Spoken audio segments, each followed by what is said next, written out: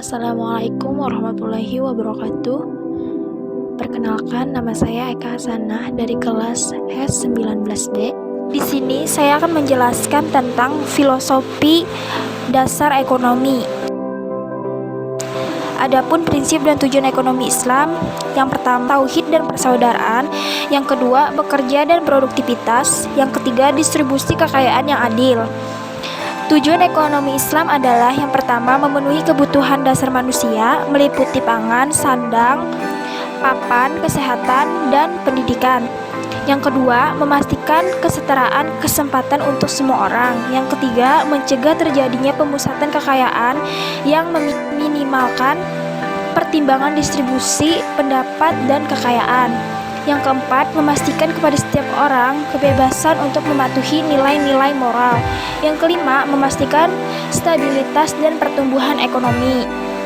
Adapun kebijakan dasar dan asas-asas ekonomi Islam, kebijakan dasar ekonomi Islam, yang pertama larangan riba, yang kedua penerapan mudharabah dalam perekonomian, yang ketiga pelarangan israf, yang keempat kehadiran institusi zakat dalam mengatur distribusi kekayaan di kalangan masyarakat.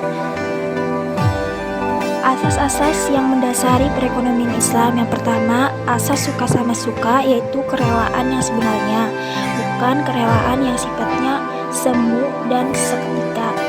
Dua, asas keadilan, yaitu keseimbangan atau kesetaraan antara individu atau komunitas. Yang ketiga, asas saling menguntungkan dan tidak ada pihak yang dirugikan. Yang keempat, asas tolong-menolong dan saling membantu serta dilarang untuk adanya pemerasan dan eksploitasi.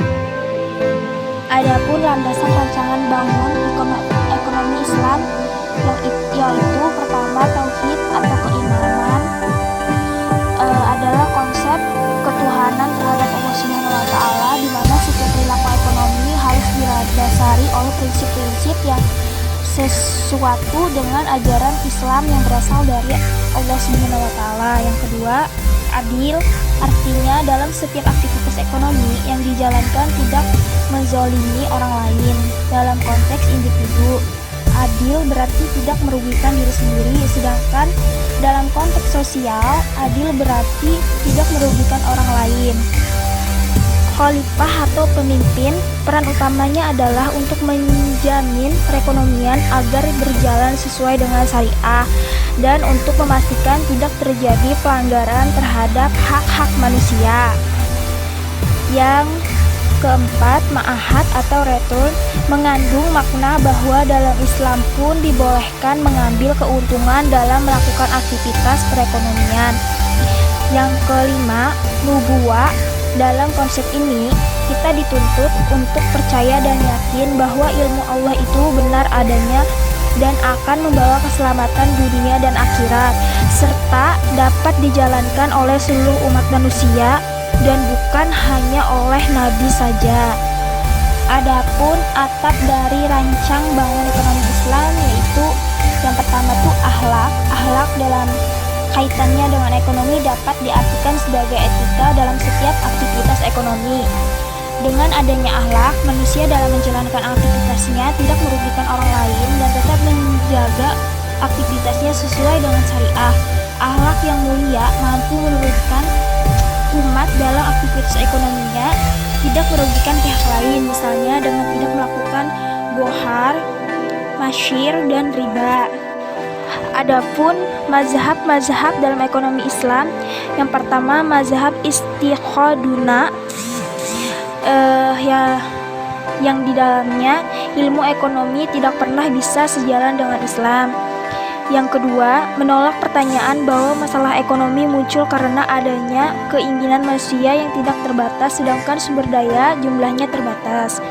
Yang ketiga, dalil Quran surah Al-Qamar ayat 9, sungguh telah kami ciptakan segala sesuatu dalam ukuran yang setepat-tepatnya. Yang keempat, permasalahan dalam ekonomi muncul karena adanya distribusi yang tidak merata dan tidak adil sebagai akibat sistem ekonomi yang membenarkan terjadinya eksploitasi pihak yang kuat terhadap kelompok pihak yang lemah. Yang kelima, tokoh-tokohnya Muhammad Baqir As-Sodri, Abbas Mirakuh, Bigir Al-Hasani, dan Qadim Al-Sadar. Yang kedua, mazhab mainstream. Yang pertama, masalah ekonomi muncul karena sumber daya yang terbatas yang dihadapkan kepada keinginan manusia yang tidak terbatas.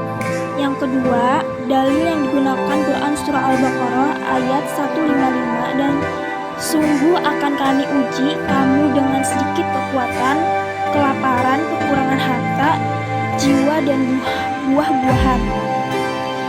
Dan berikanlah berita gembira bagi orang-orang yang sabar-sabar.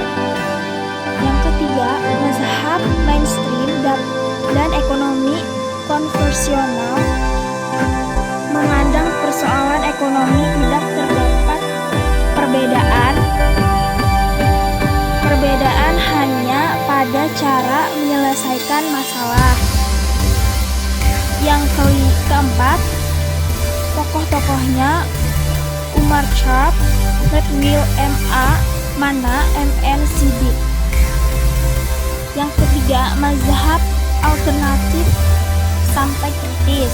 Yang pertama, mazhab Baqir dikritis sebagai mazhab yang berusaha menemukan sesuatu yang baru yang sebenarnya sudah ditemukan orang lain, menghancurkan teori lama kemudian menggantikan dengan teori yang baru.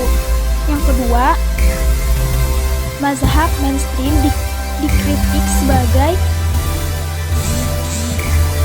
ciplakan dari ekonomi nekuasi dengan menghilangkan variabel riba dan memasukkan variabel zakat serta niat. Yang ketiga, analisis kritis bukan saja harus dilakukan terhadap sosialisme dan kapitalisme. Mazhab alternatif kritis bahwa Islam itu benar, tetapi juga terhadap ekonomi Islam itu sendiri. Yang keempat, pendapat mazhab alternatif kritis bahwa Islam itu benar, tetapi ekonomi Islam belum tentu benar karena ekonomi Islam merupakan hasil tafsiran manusia atas Al-Quran dan As-Sunnah hingga nilai kebenarannya tidak mutlak. Yang kelima, tokoh-tokohnya Timur Quran, Junu, dan Muhammad Arif. Mungkin dari situ saja untuk penjelasan dari saya. Jika ada kesalahan dan hilaf, mohon dimaafkan. Saya sudahi dari sini dan saya mengucapkan alhamdulillah. Assalamualaikum warahmatullahi wabarakatuh.